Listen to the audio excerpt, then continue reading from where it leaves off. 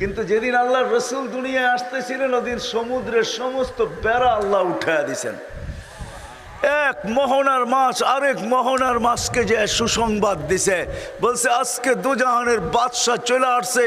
ওই দিন সমুদ্রে কোনো বাধা বিপত্তি ছিল না, মোহনা ছিল না।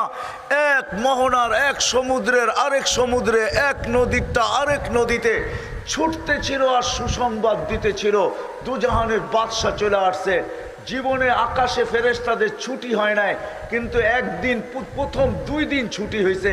প্রথম দিন যেদিন আল্লাহ রসুল দুনিয়াতে পা রাখেন ওদিন আকাশের ভিতরে হুল্লুর চলতেছিল, আকাশের ভিতরে আনন্দ চলতেছিল।